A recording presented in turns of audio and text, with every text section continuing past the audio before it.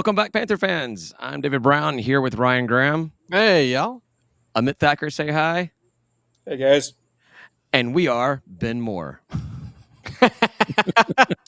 We are Ben Moore. Just kidding. The state of I Atlanta. am Ben Moore. Oh, that's right. I am Ben Moore. How's it going, guys? It's good. Life's good. Excellent. Fantastic. I'm down at the Amit- beach. Yeah, you're not at the beach. Yes, Tim's at the beach. So Amit, we've been trying to get on the show for as long as we've been doing it, and finally got him on here. This will be the most optimistic episode of State of Atlanta you've ever heard before. Longtime fan, first time call in. I'm glad you implemented your DEI strategy here. Thank you for having me on. Yeah. We can talk about that on the last call. TDS fans on the internet like to make fun of us for having a lot of DEI hires. Yeah, I know. And so we figured we'd give them what they want. Give them what they want. Yeah, Exactly. no. Amit is actually the first friend I made after Georgia State because of Georgia State football and everything. I got to the Georgia Dome in the Orange Lot at I don't know, what was it, like 6 or 7 in the morning, something like that. Right. Back when Amit didn't have a life and had nothing better to do but go to Georgia State tailgates early in the morning. And my wife, well, my now wife, Kim, my girlfriend back then, we're parked in her car and we see this guy struggling with a way too expensive Georgia State tent. And Kim's like, go help him. I'm like, all right. Went over there, helped you out with the tent, and pretty much every week since then, right? Yeah. Yep. Good times. All right. It's hate week. Are we allowed to call it hate week? Georgia grown hate. Thank you very much. What happened with that whole We're government sponsored now. I mean, we were before, but we're government sponsored really now. So it is very much hate week. What do you think of how what did you think, Amit, of the name Modern Day Hate? Here's the thing. I didn't love it, but at the end of the day, it's the best we got. I mean, for me, what I've told you guys before with this rivalry, I felt like early on it was a little forced, and I think the name Modern Day Hate was a part of that. But that since then, it has blossomed into more of an organic rivalry. I wish it had a better name. Georgia grown is not the way. Right. So until then, I will go with hate week, and yeah, else we rather beat. Well, I don't think there was ever going to not be a rivalry between us and TDS. I mean, like the similarities and where we entered and where they were at the time, and then they followed us up to FBS. Like, it just makes a lot of sense that would be a rivalry. And we've said on this podcast, like, we should play them every year, even if we're not in the same conference. David sometimes disagrees, sometimes agrees. No, I got no problem with that. I really agree with the part about not being in the same conference. that part you had me on. Yeah. For sure. No, Modern Day Hate did seem weirdly contrived from, the Georgia Tech Georgia game, which is clean old fashioned hate. And so Modern Day Hate, I was like, well, we're not, it was very little brother of that. It felt like, and I'm not really ever into that kind of stuff. So I like hate though. And when we got the email saying, don't call it hate, I was like, well, now I gotta. Exactly. I gotta do it. Have you not met football fans before? We are petty and childish, and we'll cling on to anything you say we can't have. But no, I'm with you guys. A lot of the TDS fans out there will say that this is a Ben Moore creation, and that's why I started off the thing with it being Ben Moore. That everybody thinks that everything that happens with Georgia State, no matter what account it comes from, it's Ben Moore somehow that's the mastermind behind everything. He may have come up with the name Modern Day Hate, but it was a poll that was put on Panther Talk, and that's what the name that won. I did not vote for it. I don't remember what else was out there, but it won. And there was a TDS fan on Twitter who literally said every account that is anonymous that is a Georgia State fan is Ben Moore. So that's I am Ben Moore comes from that. Yeah, we were trying to show how many of us are actually. I'm Ben Moore right now. Yeah, we are Ben Moore right now. But I was on the same page, never cared for it, never really used Modern Day Hate. Whenever I saw it, I didn't care for it. But I think, if I'm not mistaken, it made it into the new EA college football game. They actually refer to this game as Modern Day Hate. So it got picked up. It got carried. It got picked up. But we get this email. That's interesting. We get an email out from the athletic director's office, from Charlie's office, saying that we will not be using asking everyone to not use modern day hate, as there's no hatred towards any institution. And I just want to find out whether or not Charlie really did go to Appalachian State, because how does somebody from Appalachian State working at Georgia State not say you don't hate Georgia Southern, the trash down South? That just makes no sense to me. Couldn't agree more. And one thing I've learned from my kids is pettiness. I will now always refer to it is with hate in the name. So and the whole I am Ben Moore thing. It's funny. I mean, it just sums up their complete insecurity versus Georgia State University and Georgia State football. They, I mean, I think I've had this in our chat offline, and where remember this is the fan base that started with saying, "Oh, you will, you'll never beat us. You won't, you'll never have your own stadium. You'll never play in a bowl game. You'll never win a bowl game." And guess what's happened? Every single one of those boxes has been checked. They have so little to hang on to, like that they will now just throw anything at the wall when it comes to the Georgia State University. They will just it's comical And some vile things too. I mean, like I some know. Well, yeah, we've seen the nonsense of that's just you know we all know what a solid portion of their fan base is about, yeah. and so you know it's. I mean, for me, I feel good about this week. I'm very nervous, as you know, and as you know, I can be quite the pessimist. But what gives me some confidence is our 6'5" quarterback, who is just man. When is the last time we've had a guy who looks the part? Right. Like, I think Connor Manning looked the yeah, part, I think, but that was correct, yeah. But All I maybe really care about is 60+% QB completion rate per week. I'll take it all day, yeah, every week. Please, please give me more. because even even if you go back to the Georgia Tech game, I mean, think of the drops we had. We had two drops in the end zone. The balls that were placed perfectly. I mean, that's what what I remember most about him. And even a couple. Talking to someone else who was comparing him to Arbuck. I'm like, well, even you know, for me with Nick, like we didn't have like the ball placement that Christian's shown has been unreal. Like yeah. it's he's got that he's got that it factor, and I'm as long as we can keep him upright, I feel good about our chances. So Yeah, that's the thing. You talk about the Georgia Tech game and those drops. I mean, that's what they were. They were drops. They, yeah, they weren't overthrows yeah, or correct, underthrows or making a guy have to make some kind of magical play. No, that he was putting the ball where it was supposed to be, yeah. and it just wasn't happening. But you look at it, this team has gotten better every week. We played really well in that first half against Yeah. Tech, but just those drops got in the way. And then you come back, and yes, it was a 3-point win against an FCS team, but it's also a very good FCS Oh, very good team. FCS team. Yeah. And we're still playing a Also, a team that scrimmage where we tested a lot of things out because we I tested a lot of firmly stuff out. believe that was a practice for us. We knew when we had to score, we scored, and everything else was working this team together. McGee, as a coaching staff, is figuring out how to work together. He's figuring out how to get these new kids to all work together as a brand new team. So you win that game, and then you go on and you beat Vandy again. We're talking about by 4 points, and it's Vandy. Everyone wants to remind us that it's Vandy.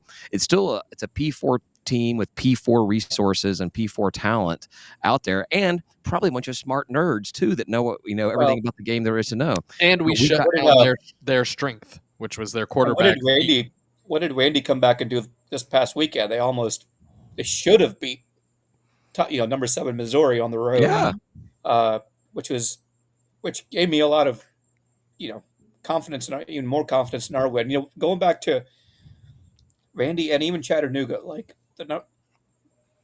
what is it, 14 years in now, the number of games where we've had, whether it was under Sean or Trent or going back to Curry, we've had leads, we've had some back and forth games, but inevitably in the past when we would have a couple of bad plays go our way in the fourth quarter, it would fall apart, Yeah. and you would start seeing, and it's just not what was happening on the field. If you watch the sidelines of previous Georgia State teams, like you saw guys just given up. Like you saw guys throwing their helmets, and the number of times we saw that sitting in the dome, and even going into the Trump Mile area.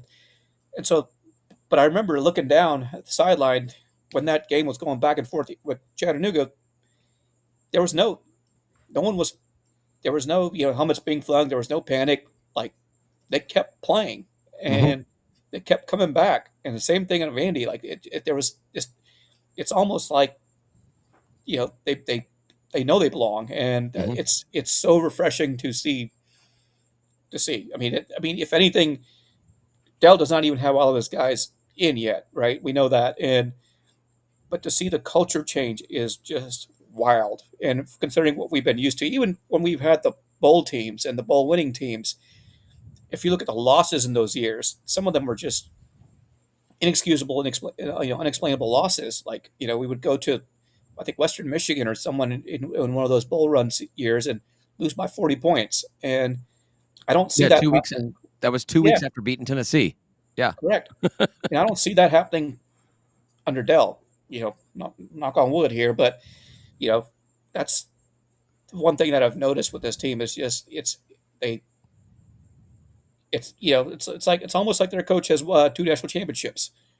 And I mean, he uses his hashtag, this new Yeah, Atlanta, and I think it really encompasses everything yeah, that's going on at Center Park Stadium and with this team. Just it's a whole new. It's we're seeing something that we've never seen before. They may be wearing the same blue uniforms they wore before, maybe playing in the same stadium. They may have the yep, same athletic administration not doing anything to support them behind the scenes, but McGee has found a way to coach AD McGee has found a way to really breathe, not just new life, but new everything into this team. I think, according to Ben, there's over 300 recruits. They're going to be at this game. Did Sean Elliott ever talk to 300 recruits within a season? I mean, this is amazing to me. 300 kids coming in there that are considering playing for Georgia State. They'll be on the sidelines before the game and then in the stands watching this. You know, they probably played with guys in their or have played within their high schools with guys that have gone to both of these programs. They'll be seeing people they know. It's pretty amazing to have that kind of turnout for a game like this. Now, recruiting is one of those strong points that people said we would expect out of Coach AD McGee when he first got hired, and I think we all trusted it. And it's just been really nice to see that follow through, to see the recruiting actually actively happening, and not just be like, "Oh, you're at Georgia State now, so whatever." It seems like that's really followed him here, which is that's going to help us for a long time. So I'm excited to see that. The game opened up as Trash being a 3-point favorite, but that changed immediately. I think Vegas may have not understood who GSU versus GS was or something like that because the money started coming in immediately on that. So now it's flip flopped all the way to Georgia State being a 3.5-point favorite in the game. ESPN's only giving Georgia State a 50.6% chance to win, but still That sounds about right for 3 odds in points. our favor. And the scheduling could not have worked out any better. I think I as much as I complain about scheduling and I hate how the bye weeks have fallen in this season. You only get so many years where you get 2 bye weeks within a season, and we go ahead and we basically put one game in between, or Sunbelt puts one game in between.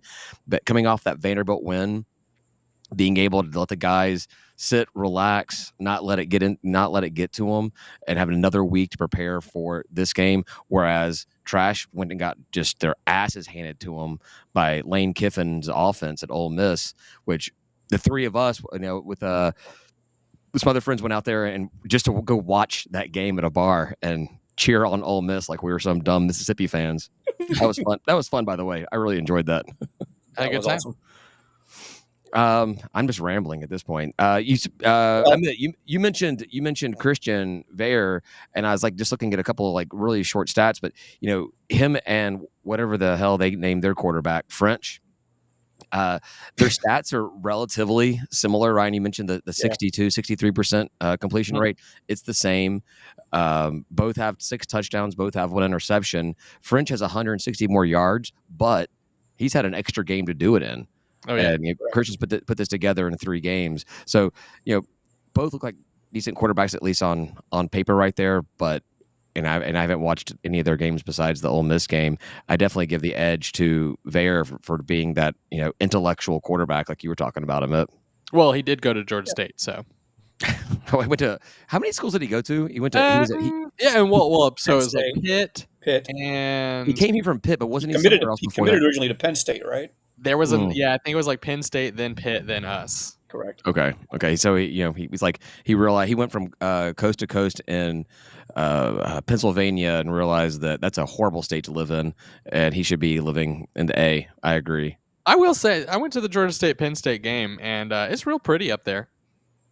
That's all I got. We just drove in there. It was really pretty driving in. My wife, I my will wife say- hates Pennsylvania more than any state in the country. Oh, She and hates great, it. and I will tell you, great fans. They were all really friendly and shit talked what's his face for icing our kicker right there yeah. with me. It was like, man, that was not okay. Well, they are a blue and white team with a cat mascot, so they can't be that horrible, right? They really were. I mean, like seriously, that was one of the like friendliest games I've been to, Was that and the, I had a good old time.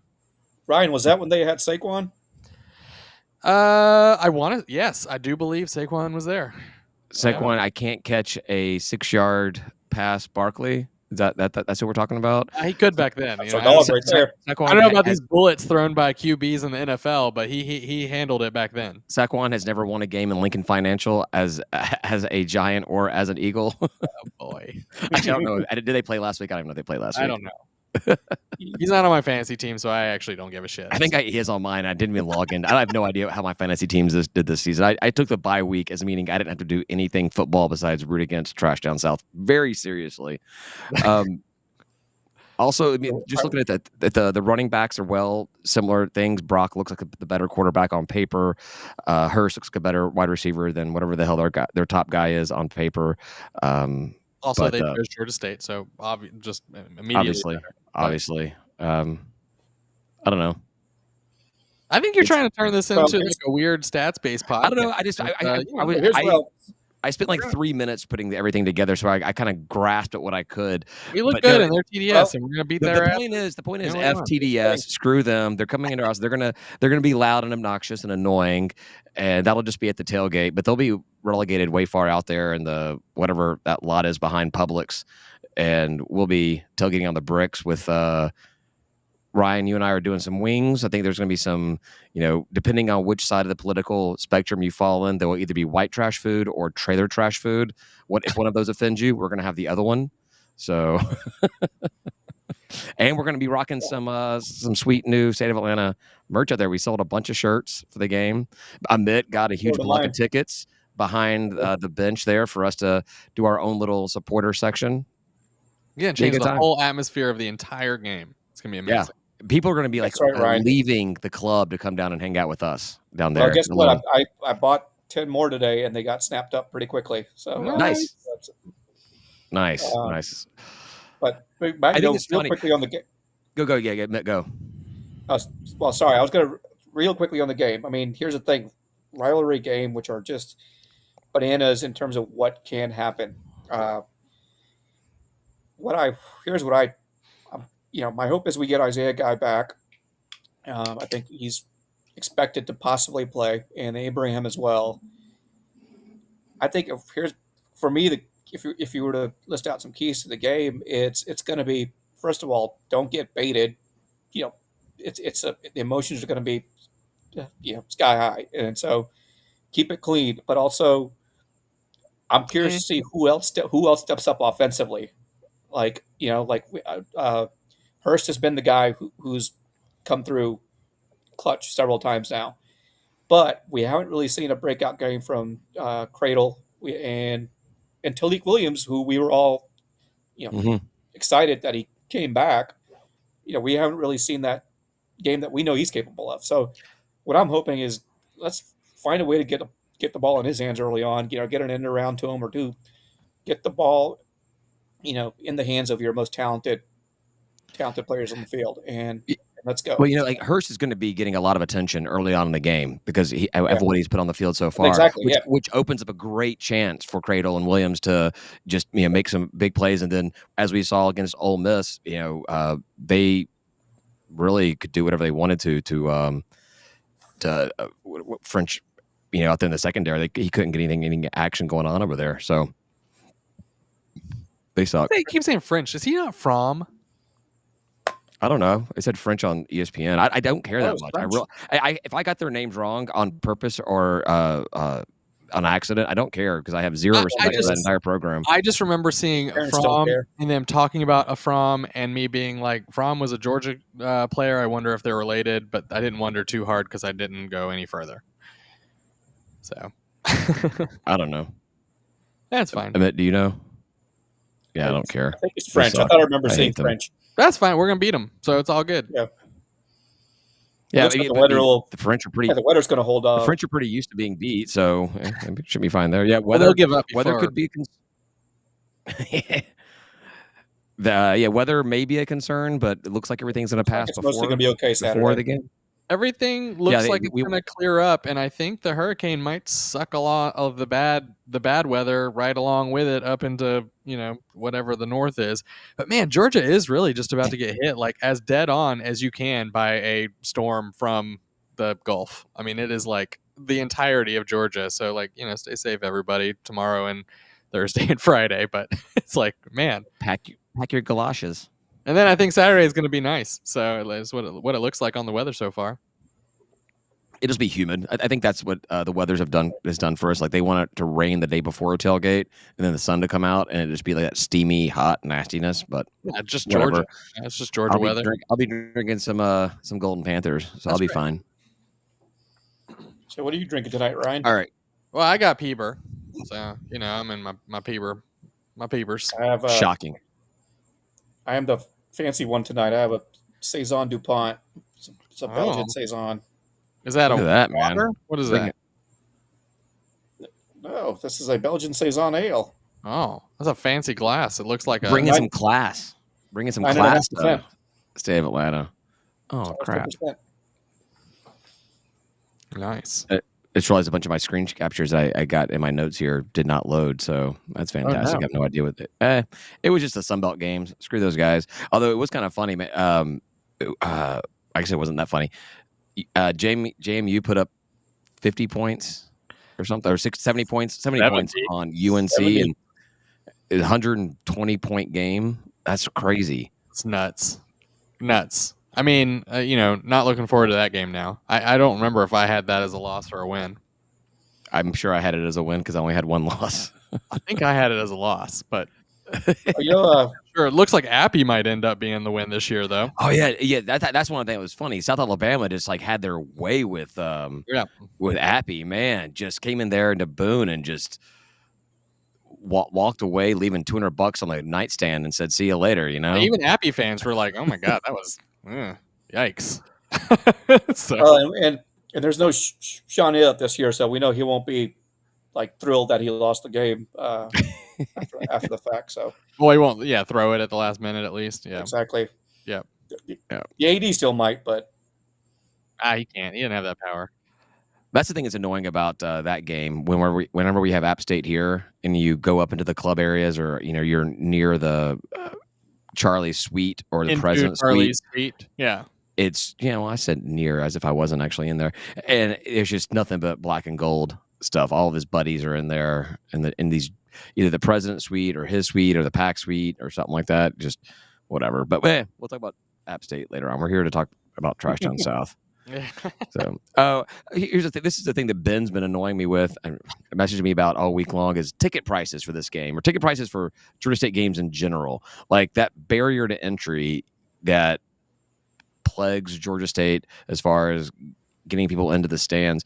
I think they said that the average ticket price going on the sites for like $69 or something like that, whereas you've got Braves doing $9 tickets and Falcons doing free food and all this kind of stuff, and Georgia State sitting there going, nope, we want to make it as difficult as possible, and we're not going to release parking on the apps. You've got to just show up and pay for it there because I don't know, we don't want to do something. What do you guys think about? Is it that big of a deal, or should we really try something better? Well, I mean, I think overall try something better, but I do think that there's probably something to do with this game as well. That they know there's going to be a lot of TDS fans that want to come to the game, and they jack up the price to be like, got to pay this. because a lot of Georgia State fans already have their tickets. They're either students or season ticket holders. Those are the people who show up for Georgia State right now. So they probably are banking on the fact that a lot of those tickets are going to go to TDS fans, and F them. Well, What do you think, Amit? but that just shows, and I agree with you, Ryan. But that just shows the laziness of not marketing the game to the city and to the Georgia State community. Like it's and I've harped on this. I mean, you know, again, you go back to the Braves, the Falcons, the Hawks, Atlanta United. You know, the Braves have been an established part of a fabric of Atlanta sports for, and especially in terms of being a winning franchise. Right, we all grew up on the '90s Braves and what they accomplished, and you go into the. I remember being in so many playoff games at the TED. What was then the TED. It you know it held 50,000. I think right around 50,000 for the Braves, and you know we would it was rare, minus if it was an NLCS or World Series game, that they sold out.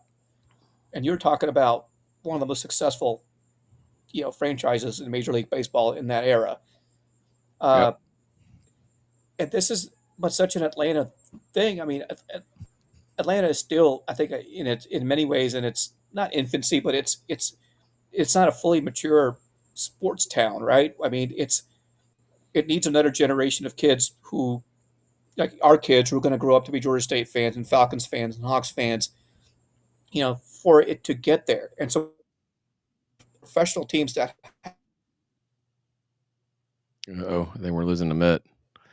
the the local and yet cable somehow companies are like, nope. yeah, and somehow There's we think,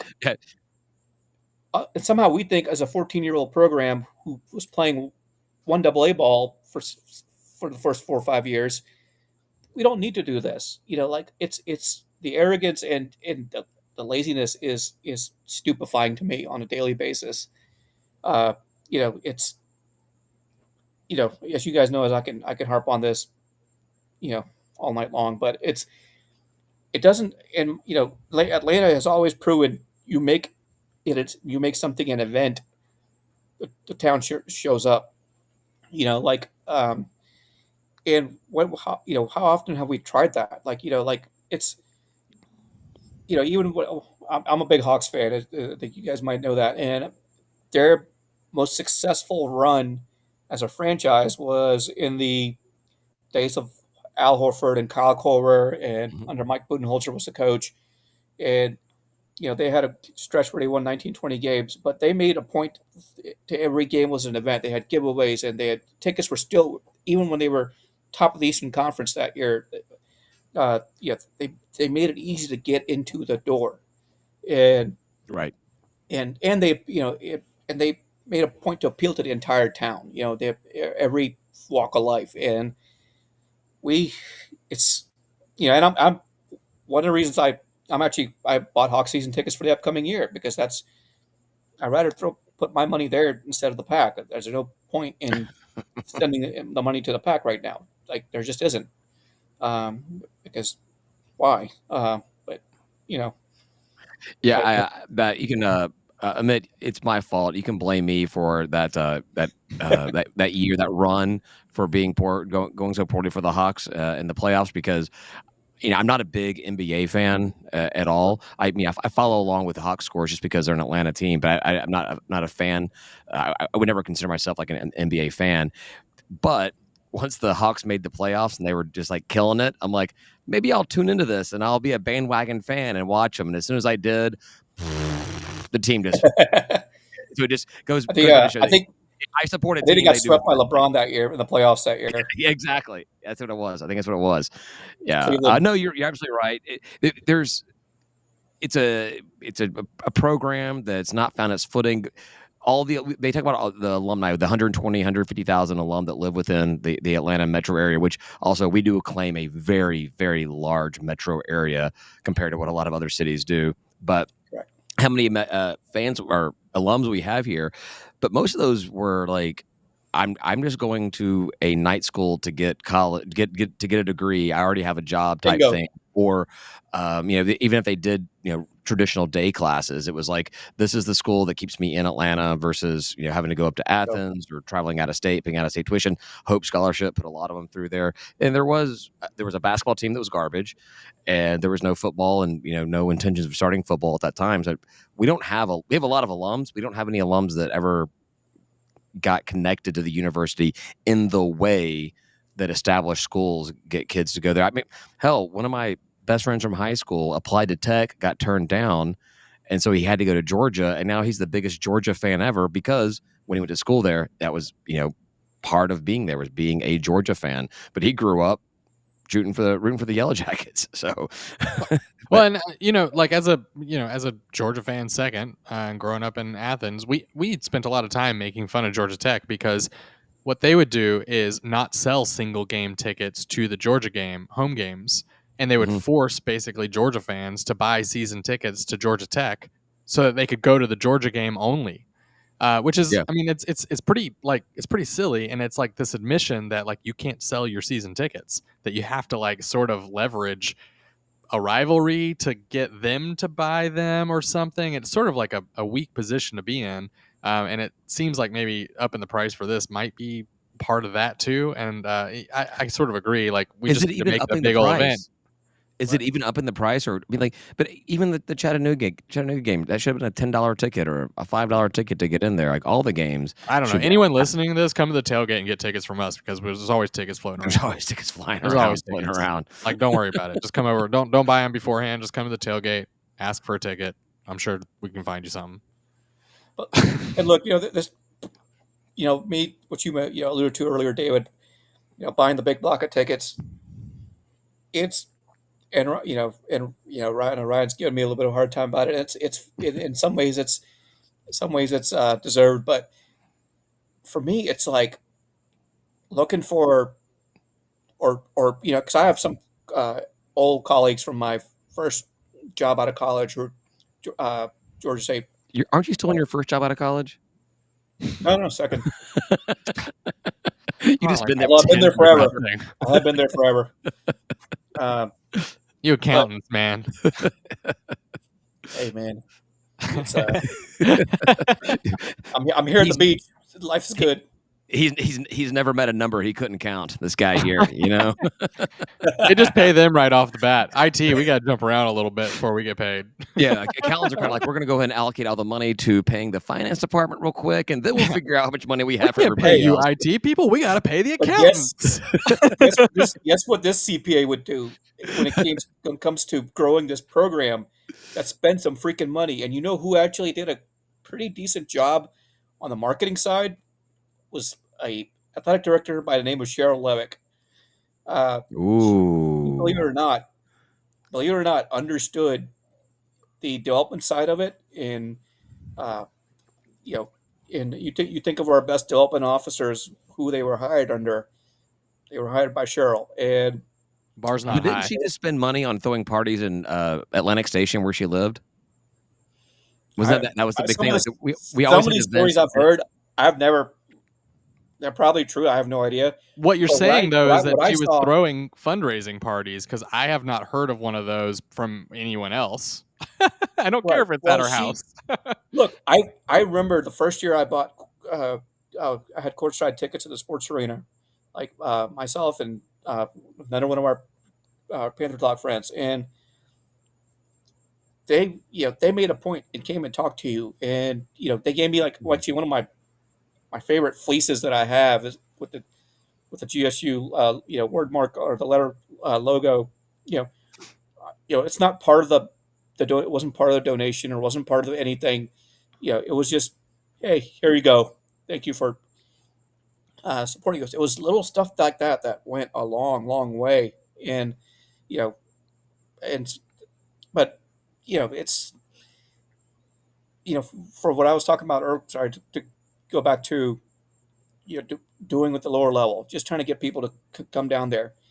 I want to help create whatever, however many people it ends up being. I want people, I have some colleagues coming, I mentioned from my old job, get people to see what it's like, you to have an environment where we're all behind the Panthers.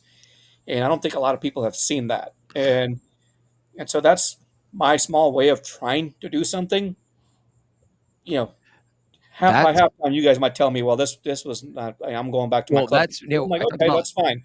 like you and I meeting so early on back in those Georgia Dome days. I don't remember if Yeah, it was year 1 or year 2 when we met, but uh, that's what we had. We did that. You you and Ryan were over there, like right up there on the 50-yard line. I was same row, but which was first row, but a right. section over, and we had that kind of electric, Yes, we did. Yeah, you know, uh, traditional college football fan, excitement. Even to the thing that was some of the worst time. That first season, that first game was fantastic. First season was pretty good, minus Lambeth or whatever, but we had that. We had our little Panther pounce jump on the kickoffs and all that kind of stuff. And then, I mean, all three of us can say this. We get married, we have kids, and life becomes more difficult. And Amit was no show for like about 4 or 5 years at games, right? and almost. Here and there, he'd show up. He'd show but up to. I think it's funny because you're not the only one that want that, because you're on record for saying we should close the club section down and Correct. until we can fill the lower bowl, not even open anything up in the club. The thing is, there's other people that say the same thing, and then they go on. They'll say that we need to open up the top bowl for $5 tickets to get more people in the game. Same fans saying the same No, thing. We just need to make the fill the lower lower. bowl Or just $5 and leave the club section open to people who want to pay for it. Yeah. If I wanted to pay less for a seat, I would. I don't. I want to sit in the club section, and I'm happy paying what I pay. Yep. I like my view. I like my view up there. Yeah, I like But it. you know what? But Amit's paying for my drinks on Saturday, Oh, I am. so no, that I think the whole, it's worth trying out. I would vehemently be against closing the club level to people who wanted those seats, but I So do think that it's worth trying out, and I do think that they should make the lower bowl more accessible by having cheap seats. Basically, $5 a seat. Like they're just sitting there empty right now. Why wouldn't you do that? yeah, Why? for sure. I agree. absolutely. What's the purpose? And I don't know. And also, you can pretty much walk around right at this point right now. You can walk around the stadium no matter where you buy your seat. You can get anywhere. They stop you from going to the club. I think if you don't have like a I would say Sometimes, yeah. out of our 6 home games, so they haven't this year. So for neither Chattanooga nor Vandy did they stop me to check my ticket when I went into the club section. But I would say, they just you know, know you, David. They know you already. not security. Well, maybe security. Maybe security knows me the most. Let me tell you about game one. No, I'm just kidding. But no, I would say out of our 6 home games we have, maybe 2 or 3 do they actually look to see my ticket before allowing me into the club section.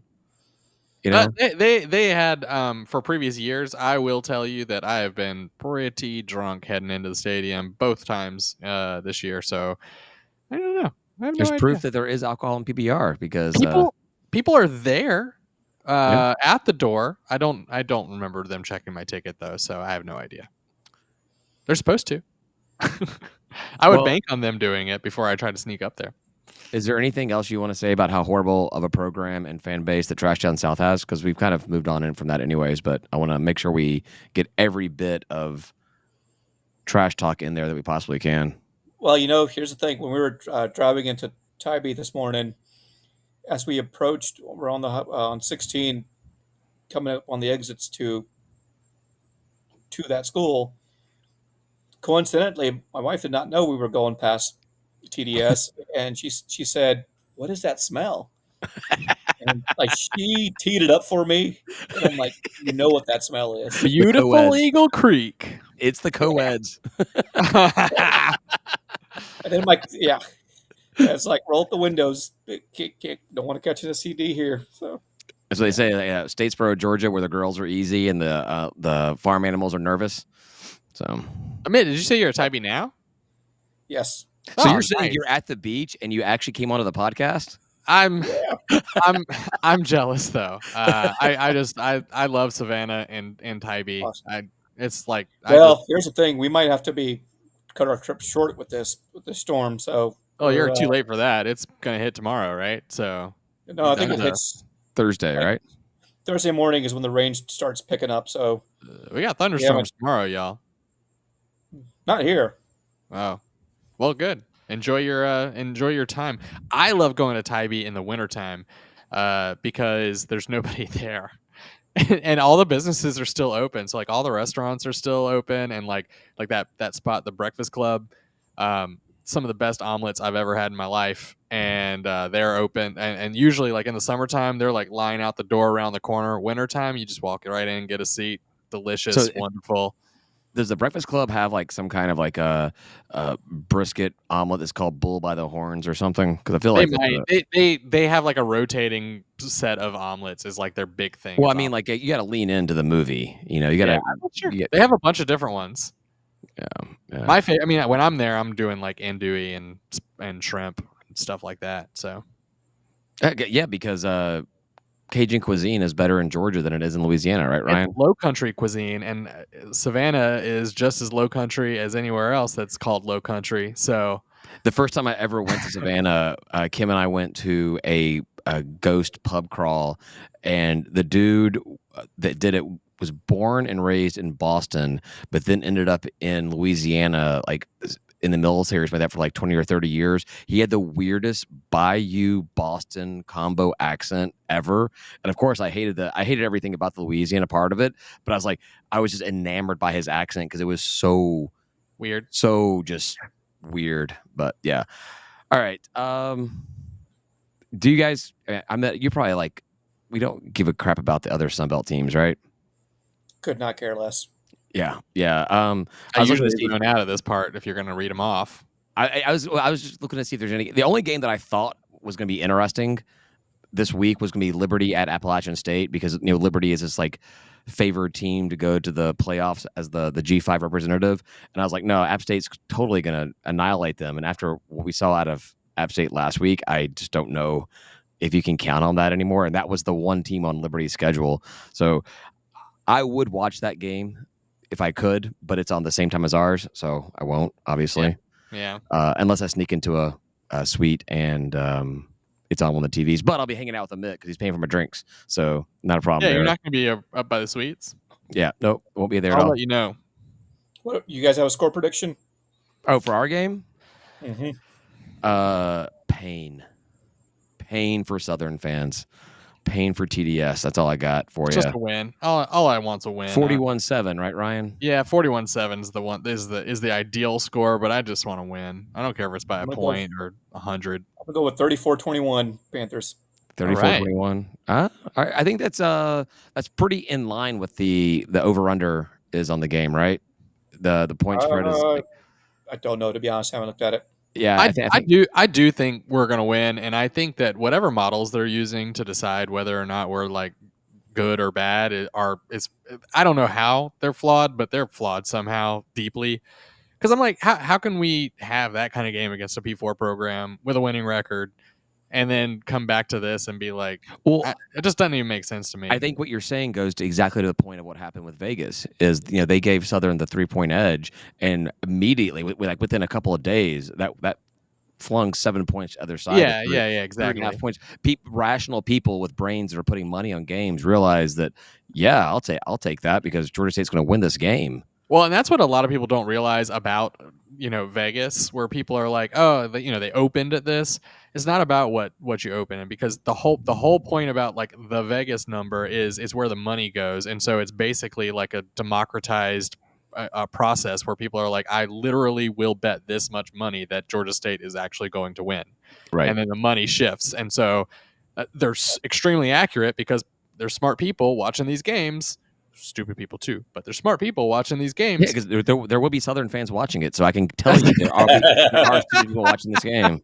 Yeah, I try not to gamble on our games though because, I don't want to bet against us, and I don't know what it's like now because I don't really pay attention to the lines that much. I just care about wins and losses. But I know for a long time I had friends of mine that were not Georgia State fans, but just buddies of mine who gambled, and they were like they would put money on Georgia State, just same kind of thing. Oh, I know somebody, I like that guy. Well, I'll put money on him, whatever. Yes, Ryan, people do like me sometimes, and but he's like, just betting Georgia State to cover the spread, even in like blowout losses, we covered the spread. It could be a 24-point spread. We somehow keep it within 20 points or something like That that. has So been less true as of late, but that was true for a long time that we would the just Georgia like Dome days we specifically, covered it was spreads like like that. every game. Yeah.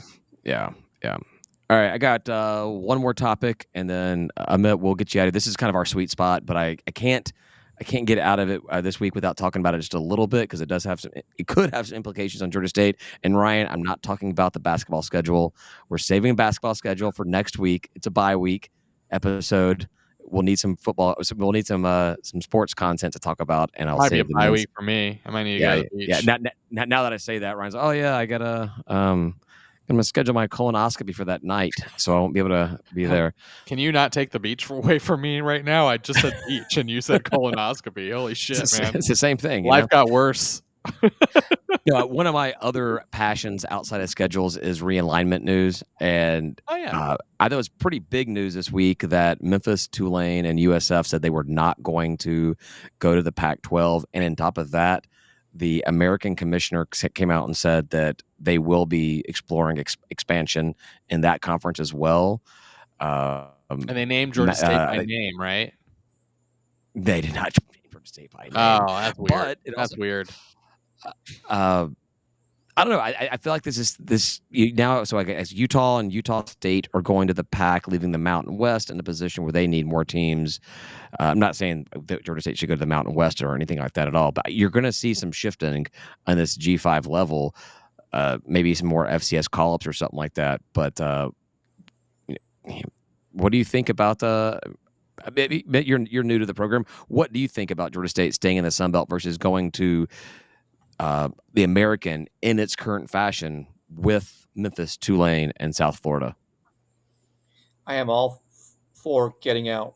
As you guys, and I think you guys know, that's not a secret with me. It's we are not in a conference with a group of our peers. It's just we're just not. And I think the American, maybe not all the way, gets us there, but we're a lot closer to our what I believe are what a lot of people believe are our peer schools. But and when I look at where our quarterback came from, Pitt or the Cincy's of the world, those are who I consider our peer schools. Like even USF and Pitt and Cincy, these are our you know large urban institutions, if you will, and that's who we should be with. And we're also our market in the Sun Belt. If you think about it, who else is in a major city in the Sun Belt? No. You know, I mean, yeah, some people claim Old Dominion, but that's like a stretch. You can't compare that's a Norfolk stretch. to Atlanta in any measure. Correct. Yeah. Correct. And so that's in terms of what we offer with the accessibility to the city, with the easiest airport to get to in the country, and so I think that removes some of the travel barriers that you might otherwise have in realignment, right? And so I mean, I think end of the day, it's the issue has always been our ability to sell ourselves, and we Mhm. historically have not done a great job of that. But yes, I would love to be out of the Sun Belt. Yeah, and especially knowing that the American's going to continue at least until whatever happens with the ACC happens. We're going to continue that conference is going to continue with Memphis and Tulane, whatever. But like, think about it. Look at the Sun Belt now and where we are in the Sun Belt, like immediate vicinity. So we could trade South Alabama and Troy for UAB.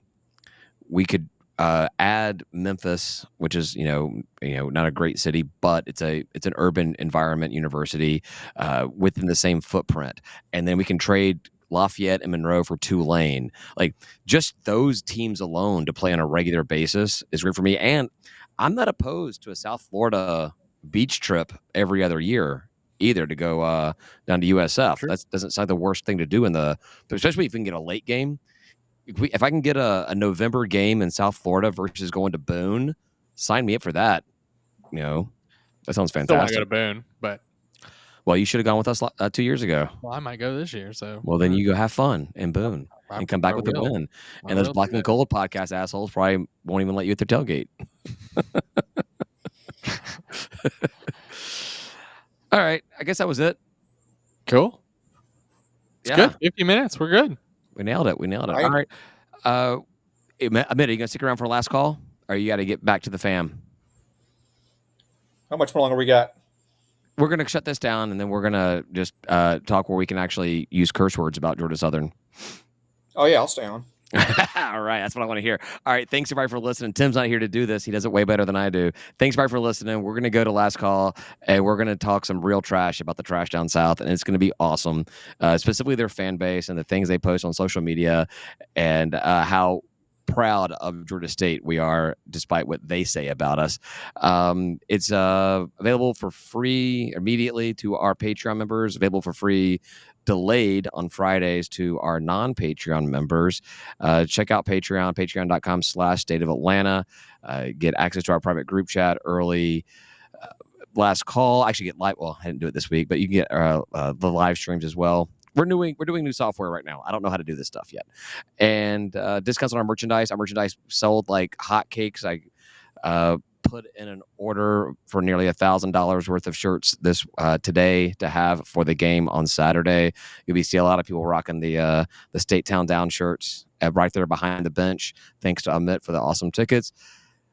That's it. Patreon.com/State of Atlanta. Hook it up. $5 a month. And with that, I say goodbye, guys. Goodbye, Go guys. Panthers. Bye. Crap, I got to figure out how to end this thing now. I've been on like this zoomed in screen. All right. End broadcast.